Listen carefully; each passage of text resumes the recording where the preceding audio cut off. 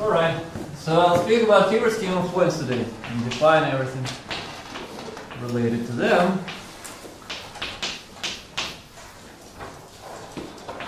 And then hopefully in the end of this lecture I'll finish the computation that I didn't do in the last lecture, but we'll see. Alright, so what is the Hilbert scheme of point? So I take the Hilbert scheme of n points on the plane. So by definition, this is the space of all I inside of C of xy, such that I is an ideal in this, and the dimension of C of xy mod I is equal to n. And now look at the space of all such ideals. So this is how it's usually defined in algebraic geometry. For me, it's not always easy to work with this definition, so I will use another definition. Another definition is that the Hilbert scheme of n points on the plane is the space of triples x, y, and v, where x and y are n by n matrices. D is a vector in Cn, and then x and y commute. Then there is so-called stability condition, which I'll write over there.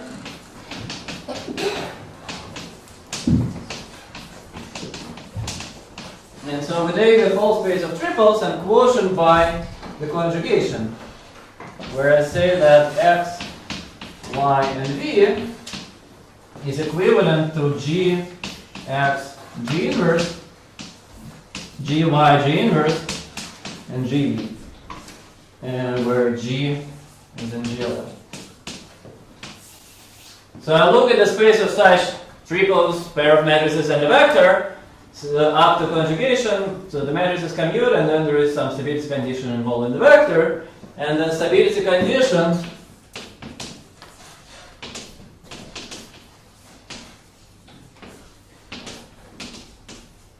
says that if I take x in some power and y in some power and apply all this to the vector, I get a collection of vectors in the space, and I want them to span here. And because x and y commute, it doesn't actually matter in which order I write x to the a, y to the b. Okay? And so the first thing I want to explain is how to get from one definition to another, because that's really helpful to understand this. So, Lehmann, two definitions are equivalent.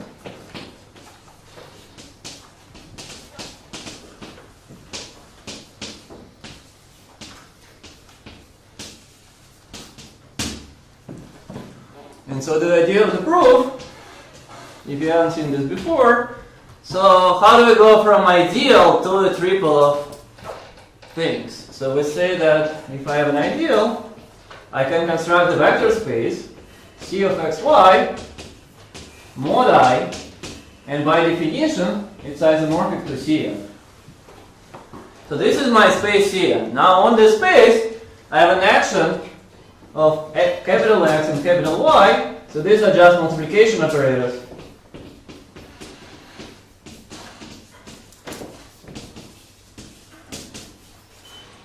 By x and y.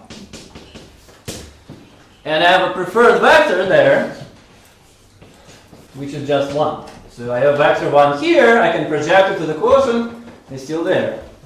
And so it's clear that x and y commute, because x and y commuted over here. Then the vector 1 spans everything, because it spans C of xy. And then this conjugation action just changes the basis. So when we wrote that this is isomorphic to Cn, we choose a basis here, and then the change of basis gives you the action of G. So G.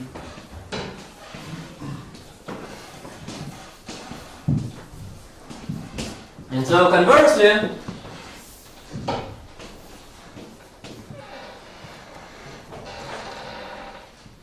here is the law. Fine. Sorry.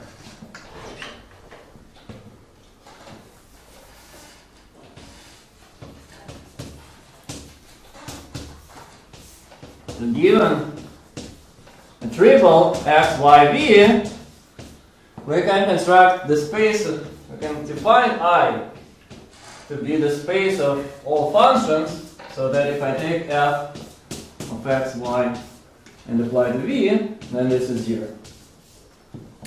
So if I have two matrices which commute, I can definitely plug in both matrices into polynomial and two variables, and then evaluate this matrix on a vector v, and require that this is 0. So this is clearly an ideal.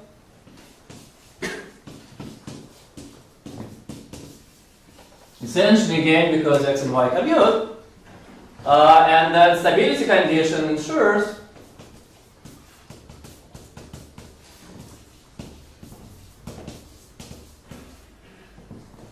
implies that the quotient of c of xy mod I is canonically isomorphic to Cn, to the space where all these x and y and v operate. And so, in particular, we can use either construction to work with this space. And so, what do we know about this space?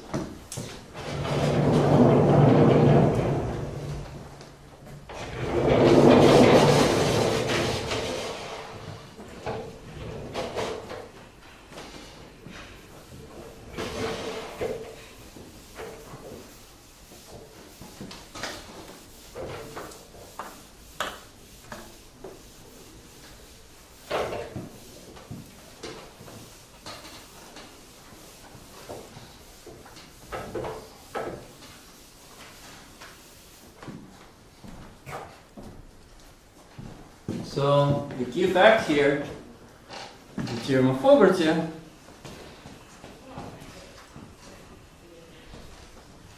is that Hilbert C2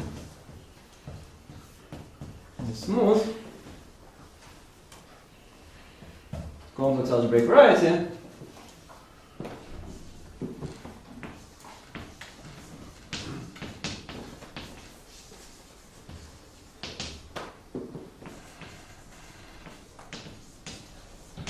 of dimension 2n. And so one way to see this dimension 2n is the following. So I don't have time to prove that it's smooth, but it's not so hard to get from this matrix description. So you look at the space of matrices and look like at this equation. So essentially the space is given in the space of triples x, y, and v by the equation that x, y is equal to 0. And they have to use some kind of implicit function theorem. And in general it doesn't work, but if x, y, and v satisfy the stability condition, their implicit function theorem works. So that's, roughly speaking, the idea. And so for dimension 2n, the important construction is the so-called Hilbert map.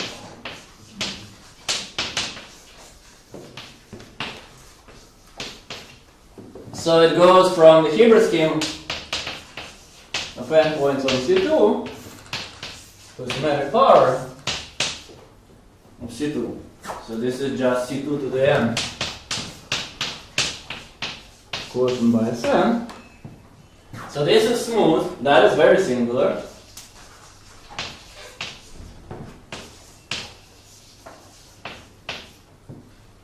And how does the map work? So if you have an ideal, you can look at the support of this ideal. You can look at the space of set of all points on the plane where the corresponding functions vanishes with multiplicities.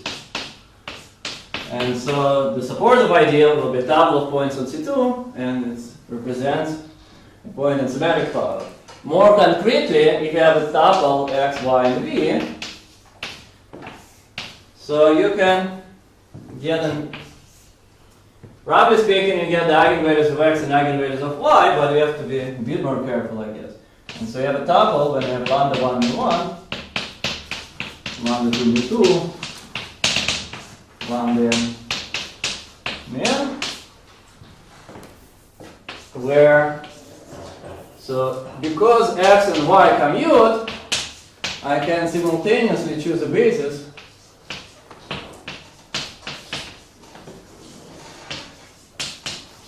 make them upper triangular, or let's say lower triangular.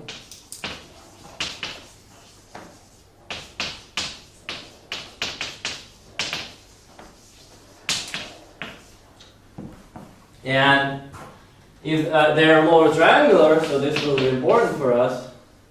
So let me make it this one. Yeah, let's do it x1. Yn, and so x has some numbers on diagonal, and you have some stuff here, and y has some numbers on diagonal, 0, and some stuff here. So we can always do this. It's not unique, but at least the collection of tuples x1, y1, x2, y2, and so on is correctly defined up to permutation. In principle, if we choose a different basis, we can reshuffle this eigenvalues of x, but we reshuffle both sets of eigenvalues simultaneously. So that's kind of important technical thing. And so this is not easy, but this will be very important for us.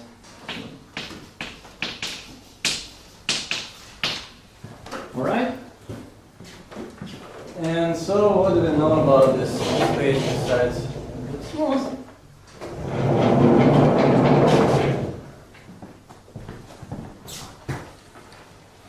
And so this map, what I want to say, sorry. So this is the map, and so this is singular thing, and so this is a resolution of singularities.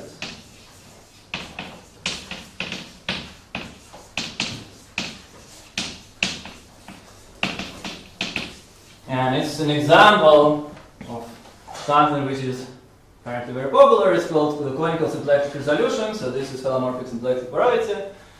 And there are a lot of interesting structures here, which I definitely don't want to discuss. Instead, I want to say that generically, it's one-to-one correspondence. So what is the generic point here? So I have n points on the plane, which are all distinct. And if they're all distinct, there is a unique ideal of dimension n, which is here. So if all the points are distinct, then this is one-to-one. But if they start to collide, then you get some complicated things, and you blow up some extra diagonals, and then basically that's how you get the heuristic. And maybe we'll discuss what we exactly blow up a bit later.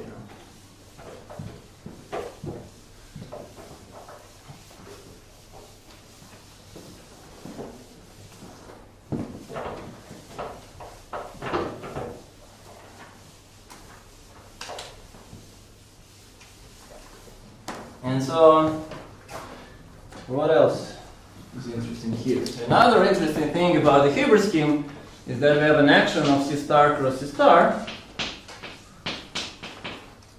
acts on C2. And the action is that x and y go to, let's say, Qx and Cy. And so if I have an action on C2, I have an action on polynomials in C2.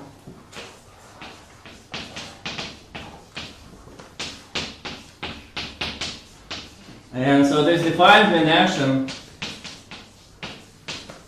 on C of, on this Hilbert schema. And so we can study this action. It has a lot of interesting properties, and it's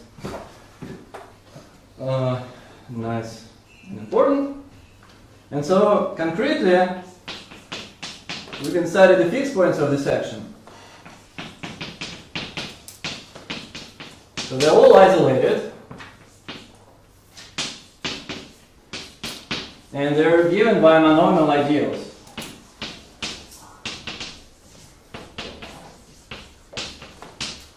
And so, what is a monomial ideal? I take some Young diagram.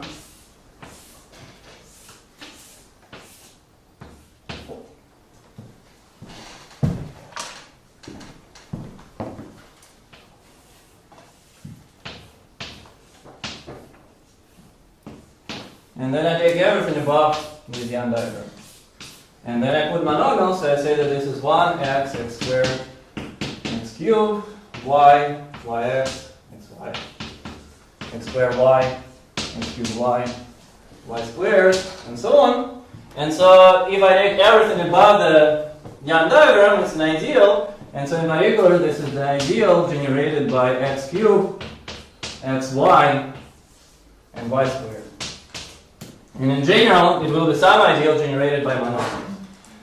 And so there are as many fixed points as monomial ideals, and there are as many monomial ideals as Young diagrams.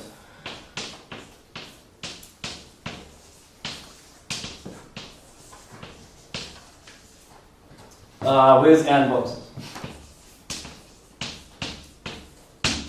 And so we have a lot of these interesting fixed points. And so we can use it, for example, to compute the total size of homology, because this is a smooth space. We can pave it by affines, and the number of these cells is exactly the number of Young diagrams. And so another useful remark is that if we look at this Hilbert map, so all these monomial ideals, they live above 0. So all this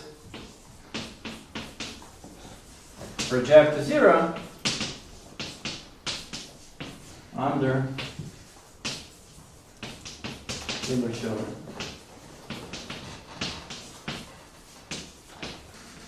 All these things are supported at 0. And in particular, the fiber of this map, as I said, the generic point is 1 point. At 0, it is really huge and complicated. And we'll study it on its own in a second.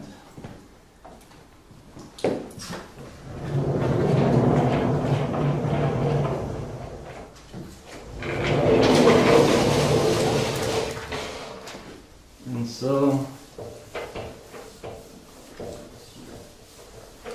yeah, let's actually discuss this fiber over 0 first.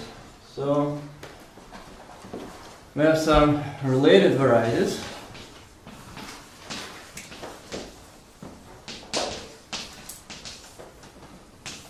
And so first of all, we have this Hilbert scheme of endpoints of C2 concentrated at 0. So this is pre-image under Hilbert of 0. So this is Hilbert.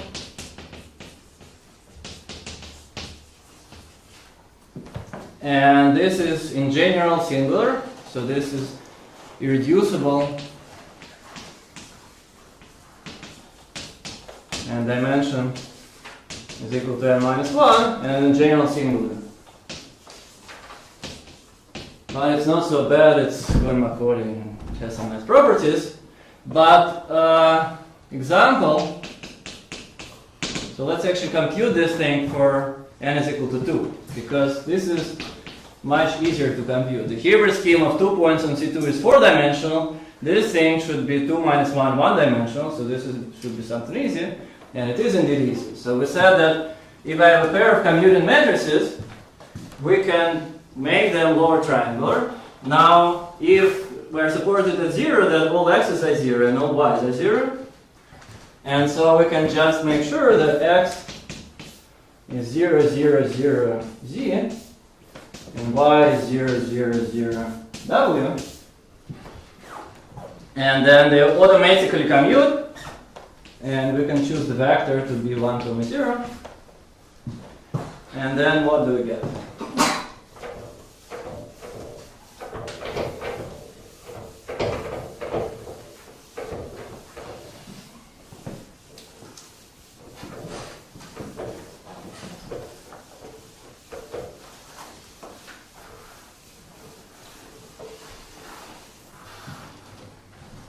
So we get that the stability, so again, write it down, x, y is equal to 0 automatically.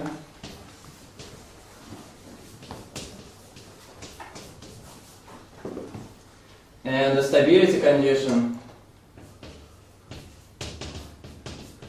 implies that z and w do not vanish simultaneously.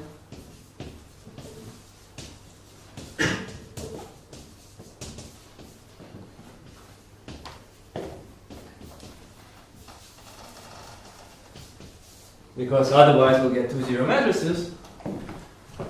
And then we have this gauge group G, so this equivalence relation. This means that I can rescale both Z and W.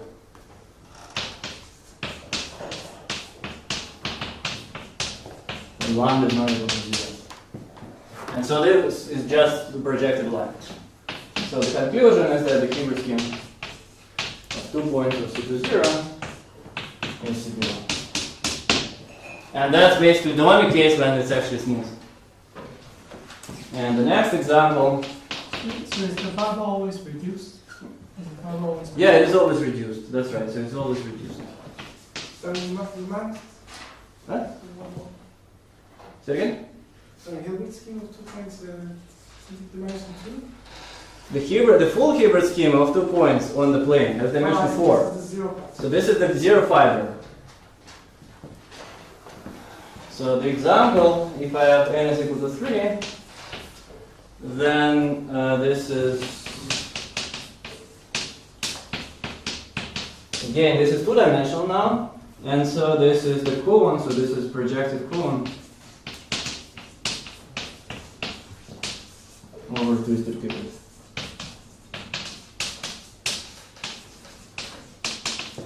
And so the picture is that you have this twisted cubic into 3, which I can draw. It has 2 fixed points, which are something like this and something like this.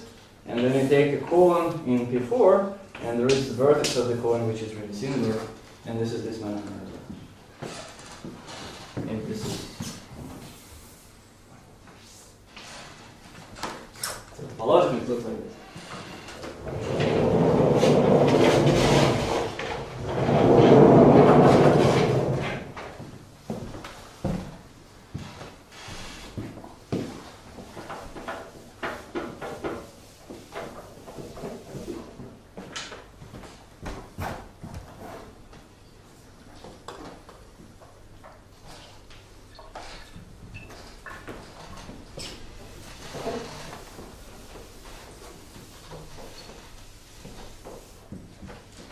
So, some more interesting cousins of the Hilbert scheme can be constructed as one.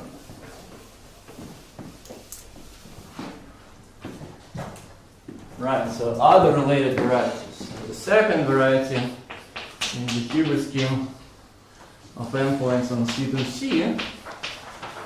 So these are ideals set theoretically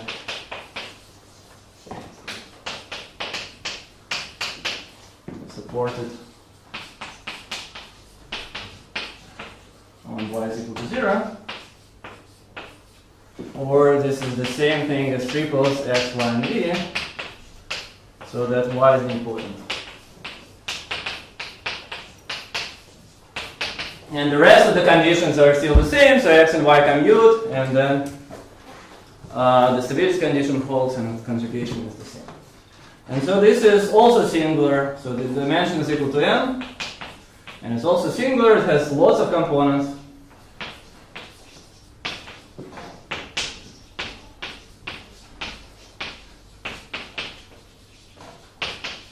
And it's actually Lagrangian in this, it's holomorphic Lagrangian subvariety in this thing, so it's half-dimensional and restriction of symplectic form 0. And so, slightly more complicated things, which I will describe only briefly for the sake of time. So, we have so-called isospectral Hilbert scheme.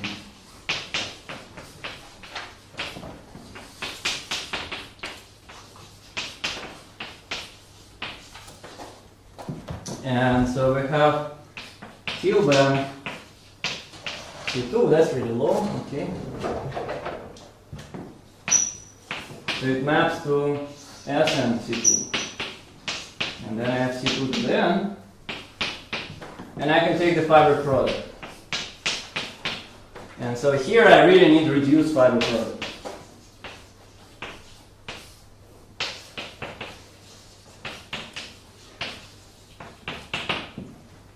And so this is an important variety, and we will discuss it in the last lecture how it appears in all the story.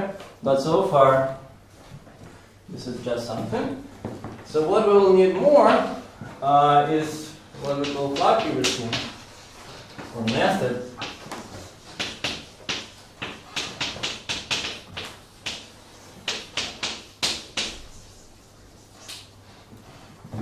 What's it called? How is the spectrum?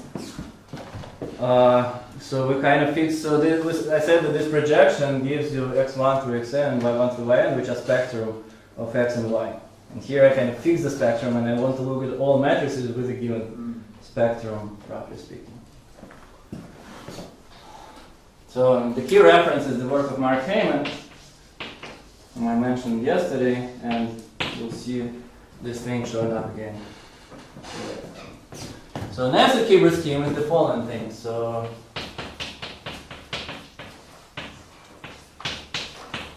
this is the space of flags of ideals.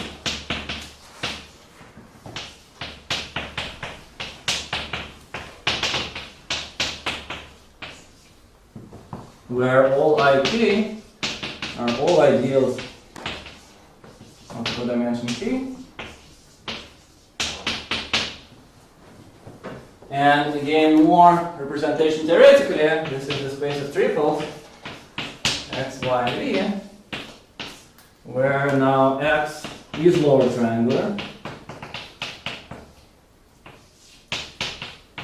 and y is lower triangular, and have some v, and again we have x and y commute, and then we have the same stability condition, and we have now conjugation up to triangular, where G is triangular. And so we want to look at the pairs of triangular matrices which commute, again satisfy the stability condition, and up to conjugation by triangular matrices. So this is very similar to what we had before. The only big difference is now x1 through xn and y through yn are actually well defined because we conjugate by triangular matrices. And again, so it's not so hard to get from here to here. So here we have a flag of ideals, and if we look at the proof that of the equivalence before, then x and y preserve this flag, and basically that's where it comes from. But this is already an indication that this is easier construction to work with, because here I have a collection of n objects. Here I have the same description. I just slightly change the condition on the matrix. And so now this is the space that we will need, and similarly we can define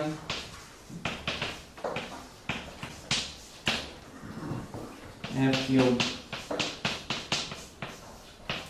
and c to 0, where both x's and y's are all 0, and we can define f cubed n of c to c, where only y's are 0. And unfortunately, this space is pretty bad, so this is very singular.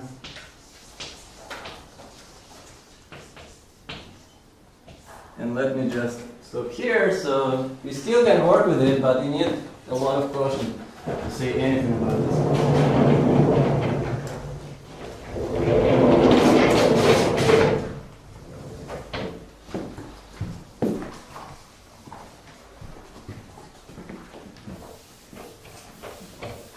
Again, an example. So I'm erasing this, but in fact, the flag Hilbert scheme of 2 points supported 0 is exactly the same as Hilbert scheme. So an example is that f cubed 2 of c to 0 is the same thing as f cubed as Hilbert 2 of c to 0. And this is CP1. And the proof is identical. So I already made them low triangular, and the conjugation action doesn't break this low triangularity. So more interesting is this construction. So what happens when n is equal to 3? So f Hilbert 3 of c to 0 is actually a cubic Kirchhoff surface,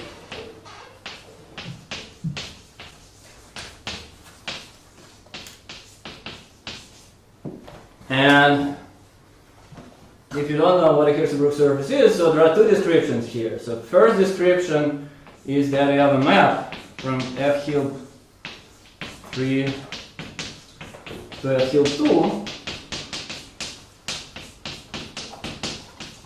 which is CP1. And this map just forgets the last ideal in the flag. So, or it truncates the matrix. And the claim is that the fibers are also CP1. So this is CP1 bundle over CP1. And you can say precisely which CP1 bundle it is. Another description is that we have projection to the Hilbert scheme of 3 points on the plane. And then here it is singular, but essentially we blow up the vertex of this cone. So this is the same thing as the blow up of Hilbert 3.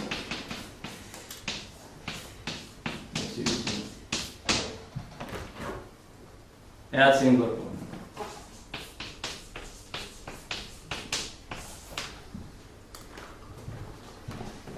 And so in particular it's non-singular. And again it's unfortunately the case only for 2 and 3, then F Hilb 4 is already very singular.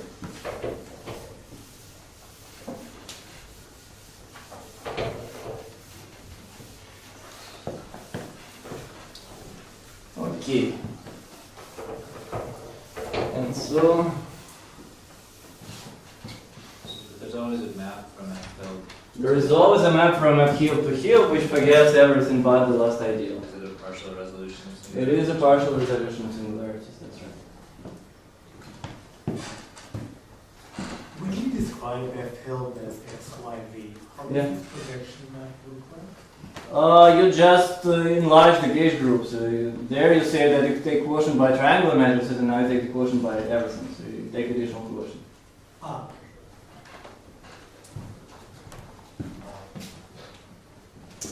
All right, and so there is something else, but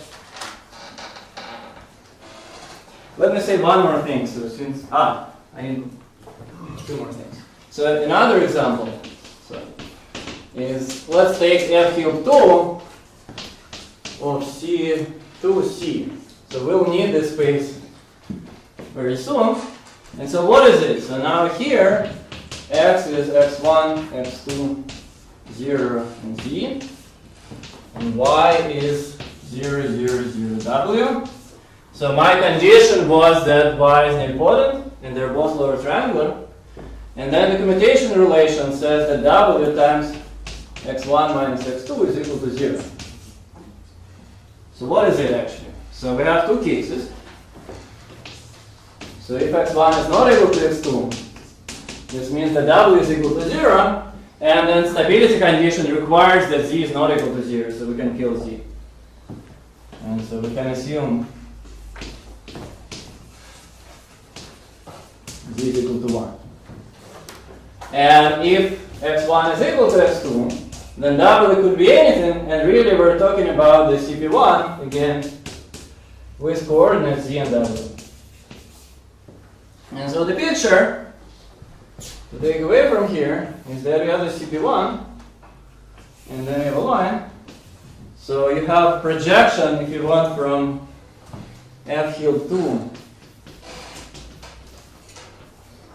of C to C, 2C2 with coordinates x1, x2. And now if x1 is equal to x2, I get the whole CP1, and if x1 is not equal to x2, then I get just one point. I get a single matrix after conjugation. So this is a singular space. It has 2 components, but it's what we will see appears naturally from the viewpoint of all this HEG. Okay, and so the last abstract thing, let's say the last thing about the Hilbert schemes is that you have a map from F Hilbert to the isospectral. So what we just mentioned is for experts.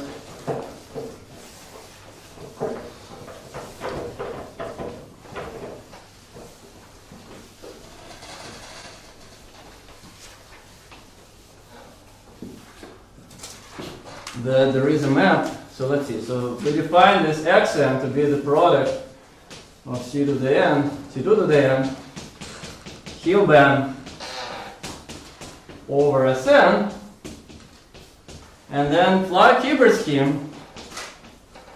What can we do? We can first project to the Hilbert scheme, where we forget everything but the last ideal. And we also can project here, because we can forget everything but the spectrum of x and spectrum of y. And so there is a map to fiber product, and it will be important for us later. So in particular, we have this natural map, but we can factor it through xn. And because xn is better studied, we can use some properties of this map to say something about the push forward of something from here to here and so on. Okay, and I guess that's all what I wanted to say about the geometry. So now, why do we care? So why am I saying all this?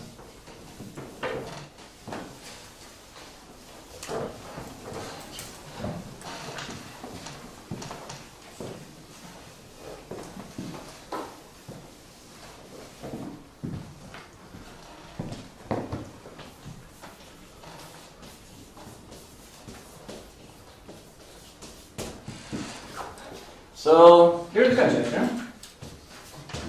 So again, this is due to myself, Rasmussen. And I will state it imprecisely. I'll state it precisely, more precisely later. And so the statement is that if I have any break,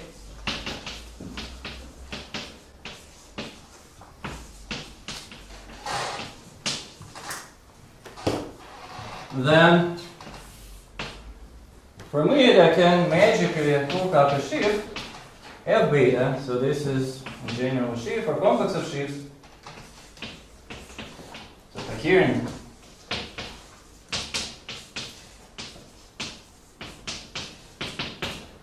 On this flat Hilbert scheme,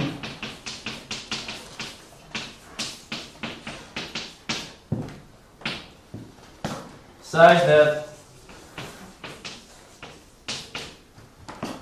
the homology, so HHH of beta, which we defined yesterday, is just isomorphic to the sheaf homology of F beta. And so this is triply graded. So this is also triply graded because first of all I have this action of C star cross C star. And so Q and T grading are just equivariant gradings.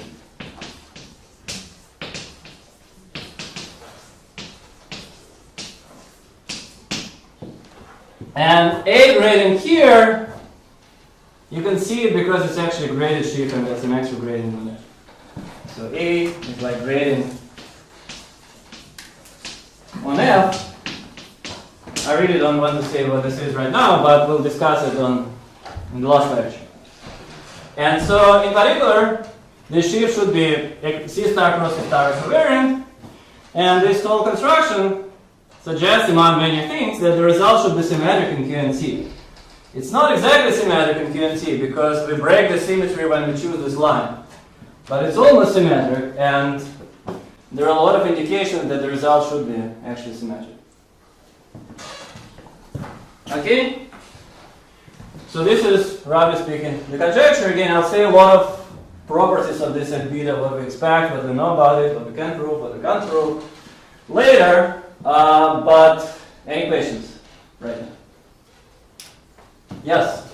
So the way you put the way you said, so you can construct the F beta, the conjecture is about the equivalence between the homologies, that's the only part?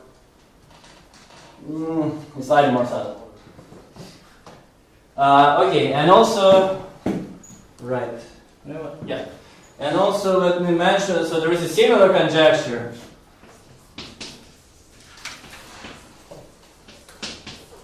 by Hogancamp and Rozansky.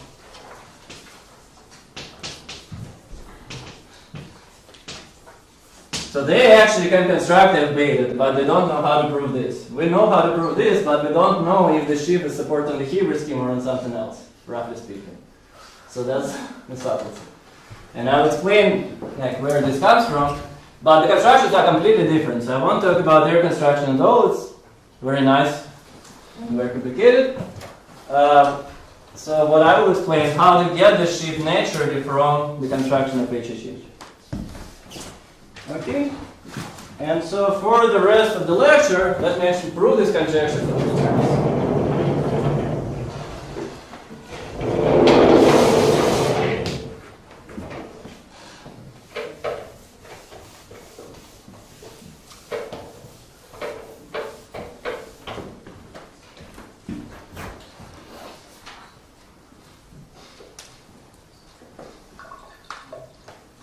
With grading on FB, you mean when FB is a complex? Then It's like a direct sum of several complexes, roughly speaking. Yeah. okay. So this But direct if sum of it's several not complexes, then they are not unrelated at all. Okay? So in each, I would say for each A gradient, you can construct your own complex and compute its cohomology and then sum all this together, and this is HHH, roughly speaking.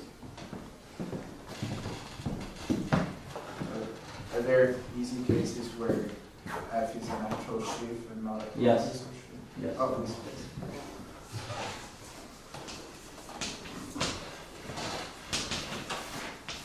Now just prove it for n is equal to 2. And to prove it, I want to remind you of the definition of HHH. So I won't go into all details, but recall that we have this complex, which I will call C1, which is a two-term complex of bimodules. And this corresponds to a single crossing. And then I can construct the full twist on two strands. So this is T1 squared. And the braid looks like this. So this is the square of this thing. And we discussed, did we discuss it last time? Maybe we didn't discuss it, but this is homology equivalent to B1 to B1. Yeah, we discussed it. That's right. So three-term complex B1, B1 to R. And then in general, we can take full twist in power K, and this will be a 2K plus 1 term complex, whereas B1 to B1 to B1 to B1 to R, and there are 2K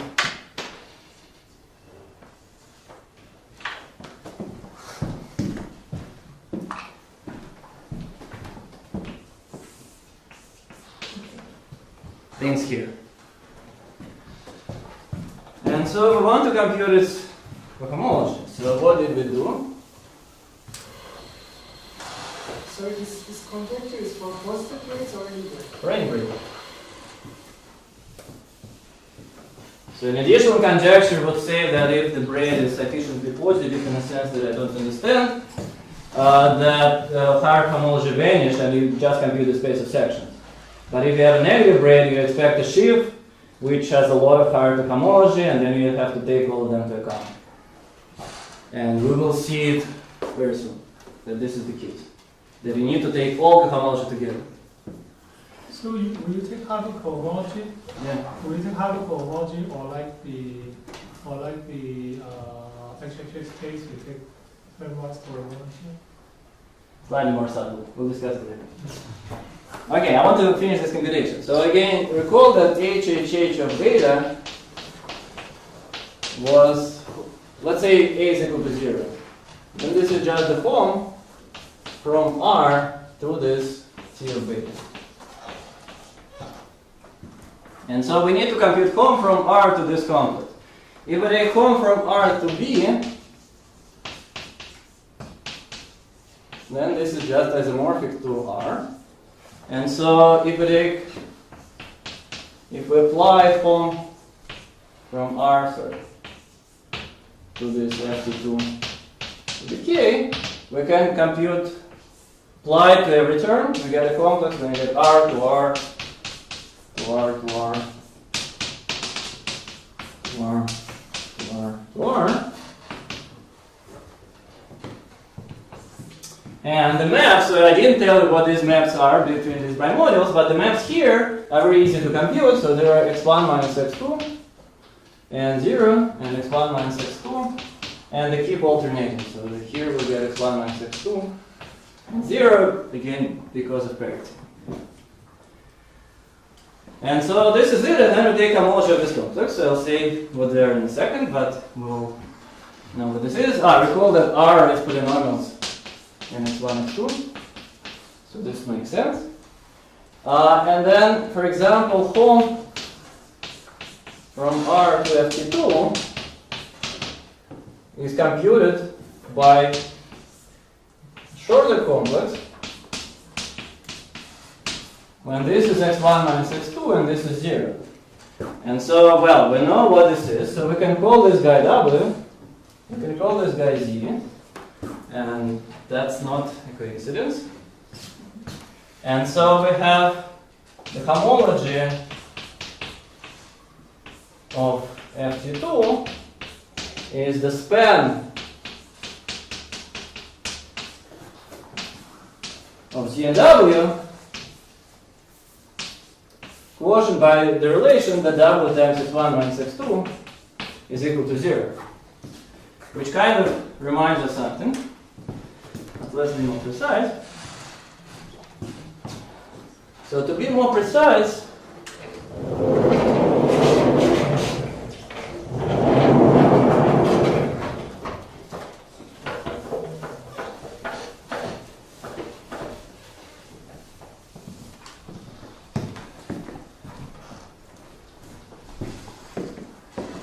we'll say that we can take A to be the direct sum of all k from 0 to infinity of forms from R to ft2 to the k. So this is clearly a graded algebra because I can compose these forms or multiply them.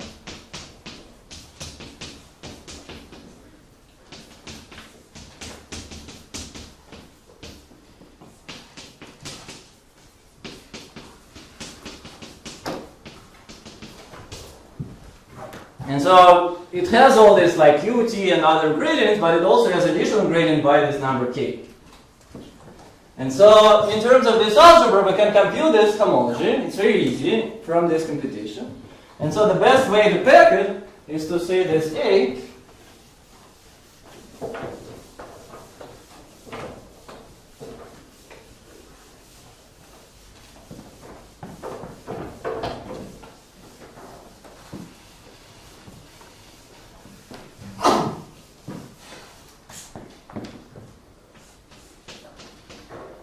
so the fact that we just computed is this is polynomials in 4 variables, x1, x2, z and w, quotient by the relation that w times x1 minus x2 is equal to 0.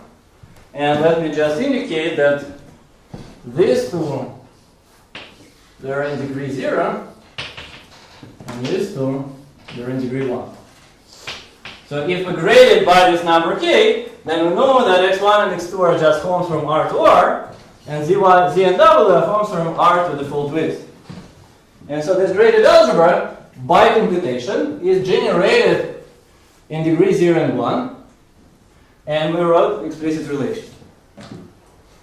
And now how do we prove the conjecture? So that's not so hard, because given a braid beta, we can construct this complex T of beta, and then we can construct, let me call this M beta, which is the direct sum over k, where I take hom from R to beta times, or T of beta,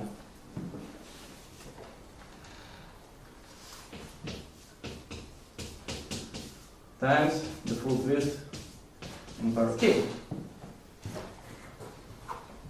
And so this is a graded module.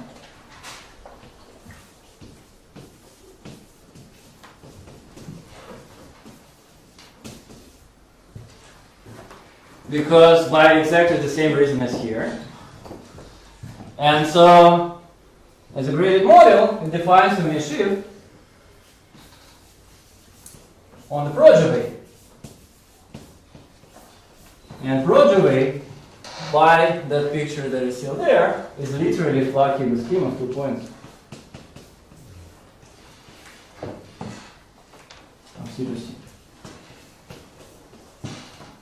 And so, again, it's not super explicit because essentially we need to compute the homology of beta, and we need to compute homology of beta twisted by all powers of the full twist. But conceptually, it is something. So essentially, we're saying that we can compute this algebra, and that's why we get a sheaf on the project of this algebra. And so, what kind of sheaf do we get? So that's easy.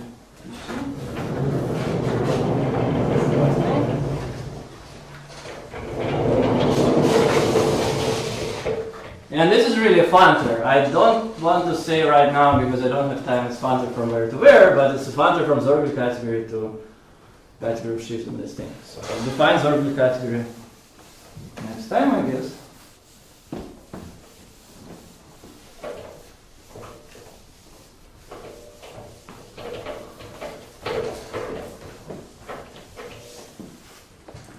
And so, so which shift do we get?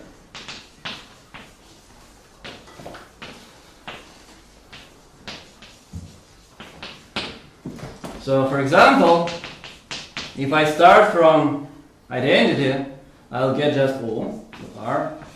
So if I have a trivial braid, this gives me R, and then by this construction, tautologically, I get just O on F cubed 2 of C to C. So if I start from a crossing, that's actually interesting, and that's a computation that one can do, and then we get O on, let's say, how to say, x1 is equal to x2. So it's not CP1, it's CP1 cross the line which is there.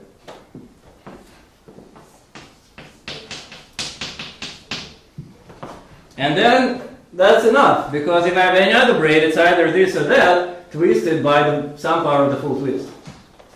And so if I have now T to some power 2k, then I get just O of k on F cubed 2 T to C. And if I have T in some odd power, then I have O of k on F cubed 2 C to 0. So again, strictly speaking, you need to have O F cubed 2 C to 0 of k. It's the same thing. And so the last thing, which will be very important for us tomorrow. What's O of K? O of k is a line bundle on this thing. So this thing, I mean, you can say that this thing is embedded in CP1 cross C2 and cut out by that equation. And this is just O of 1 from CP1. Yeah, you can give some Hilbert scheme interpretation, but let's not go there. It's really just O of 1 on this CP1. Sorry, could I ask you that way? So this algebra that you wrote, was it obvious that it was a commutative algebra, or is it something that you compute and then get? Yeah, that's kind of obvious. This is commutative algebra because this is central element. Because full twist is central. Full twist has a central. Yes. It's graded commutative, so in principle, I mean, we can. If we take full R form, then we have some odd elements, and then we have like odd extension, which I don't consider this, but yeah, commutativity. No, actually, let's say no, it's not obvious. No, you need to check something, sorry. That's right.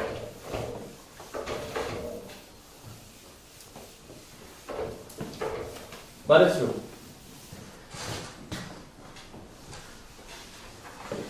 And it's true for any abstract number. Yes, and we'll get there.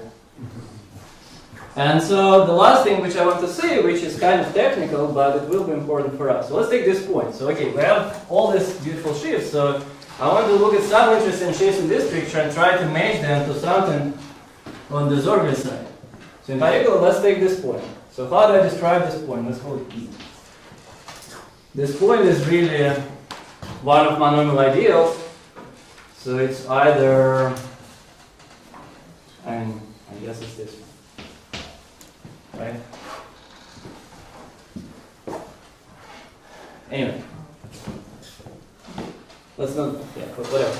Doesn't matter. So let's take that point. So by that point, I mean, I have to give an equation of this point. And the equation of this point is z is equal to 0. So this line is when w is equal to 0. And that point is given by the equation that z is equal to 0. So how to write this abstractly? So I want to say that this is OP is actually the cone of the map where f O goes to O1 and by z. So z is not really a function on the space, it's really a section of O of 1. And so I have a map from the trivial bound to O of 1, and this is the section of this map. And so then I can say that what is it on Zorgli side?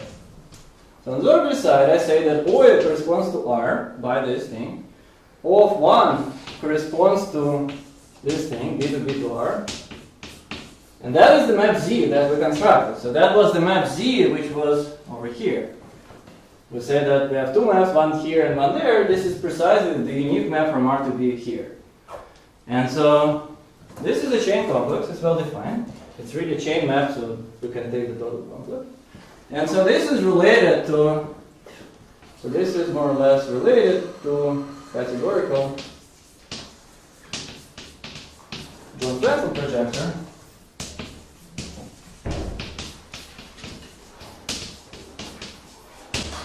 So it's finite, so it's some kind of finite version of this categorical projector, which will be the subject of lecture tomorrow. And so let me just say, so this is all very nice, but of course, I mean, it does give some indication that something works, but of course it doesn't give any hint what happens for more strands, because still computations for more strands are very hard, and still, like, essentially you need to compute all these algebras. And then next time I'll try to explain how to actually make these computations, at least in some cases and some examples, and the bigger machinery behind this. And so the bigger machinery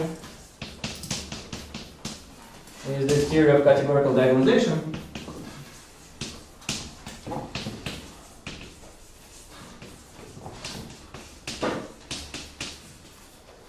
which was developed by Elias and Hogancamp.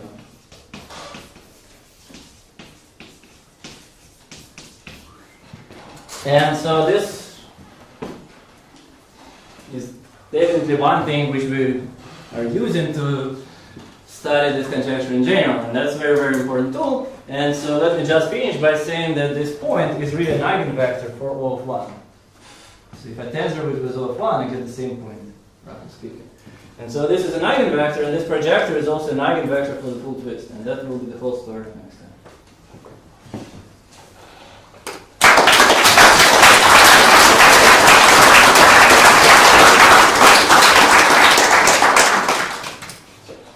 Further questions, comments? Nope, everyone tired. So we will compete tomorrow morning and we'll thank the speaker again.